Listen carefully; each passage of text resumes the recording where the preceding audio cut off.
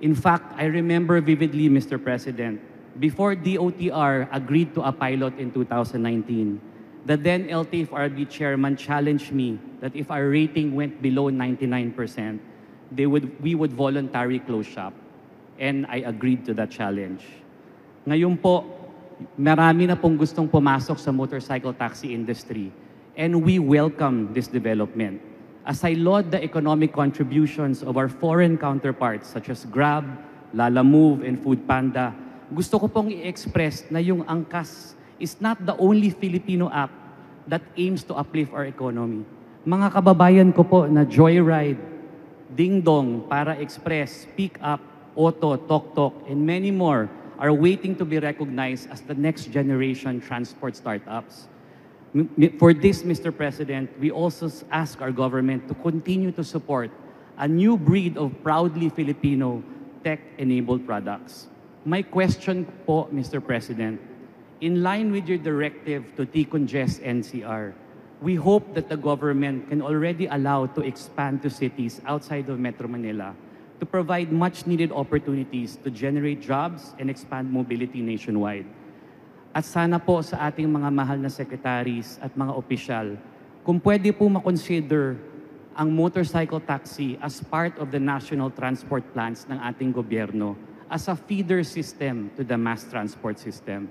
Ang mga apps po na gawa ng Pilipino ngayon ay hindi na mapapahiya pag tinabi po natin sa Uber at sino mang higante sa mundo. With your help, mas mapapalakas po natin ang industriya na to. Tuloy-tuloy na po ang pagbangon natin, Mr. President, patungo sa bagong Pilipinas. Maraming salamat po.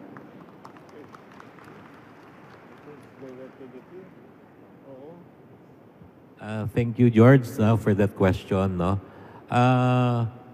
Right now, we have an ongoing pilot test, no? And of course, si George is part of this test, no? And we are expanding this, no? We were requested by the Committee of Transportation, no, to expand this pilot test, no? And ang gagawin natin ay magdadagdag tayo ng additional 8,000 motorcycles, no? Ang balak dito ng LTFRB is to have this outside of Metro Manila for the meantime, no? But rest assured that the Department of Transportation supports the operations of the motorcycle taxi. Thank you. Ang talagang kailangan gawin natin na hindi pa natin nagagawa dahil sa Metro Manila, iba't ibang lungsod yan, iba't ibang bayan yan. And we have to coordinate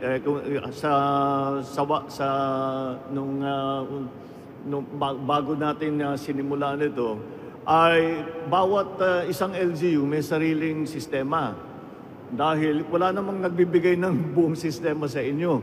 Kaya't gumagawa kayo ng sarili ninyo. Kaya't babaguhin natin yan.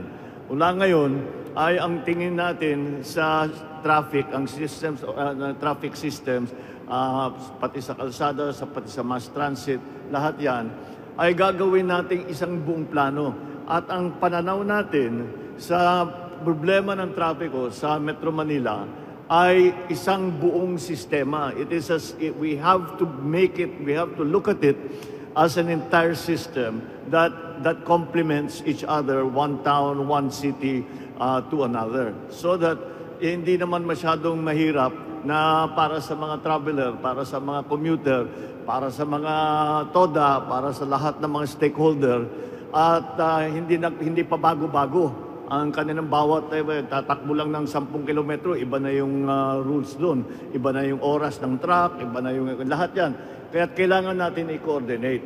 Kaya't nakita natin kanina na merong ginagawa ng mga central na monitoring, yung malalaking screen para makita kung gaano karami, saan yung pula, saan yung hindi gumagalaw, saan yung medyo maluwag, para ilipat natin yung traffic doon. Lahat yan ay gagawin natin. But the only way to succeed in that is that we have to consider the road system and the mass transit system in Metro Manila as one system.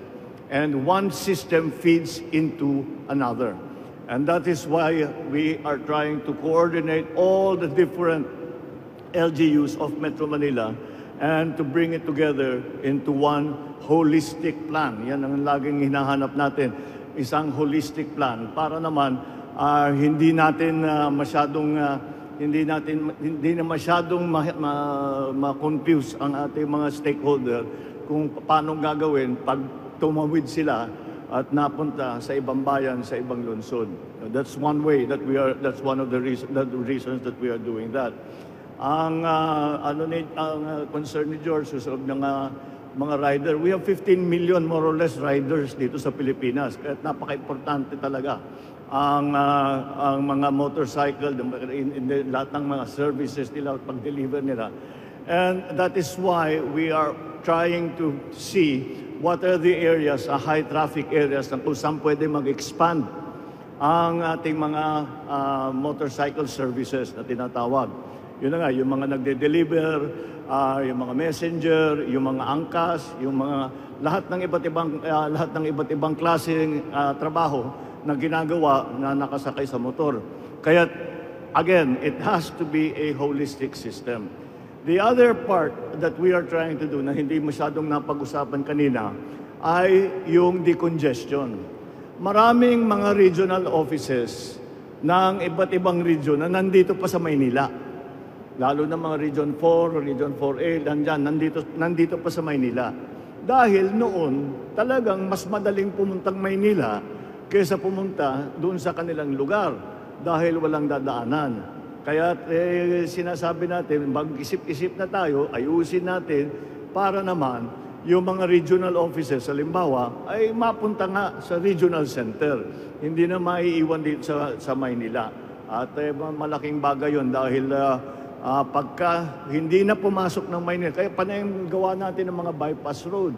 Kaya napag-usapan natin yung Bataan-Cavite. Dahil ang traffic na nanggagaling north-south, hindi na dadaan ng Maynila. Yun ang problema. Kung minsan hindi naman patungo sa sa Metro Manila, kung hindi ibang pupunta ang probinsya. Ngunit walang ibang dadaanan, kung hindi sa loob talaga ng Metro Manila, ayan na yung traffic. Kaya yung infrastruktura na ating ginagawa, mga bypass, mga malalaking tulay, yung pinag-usapan na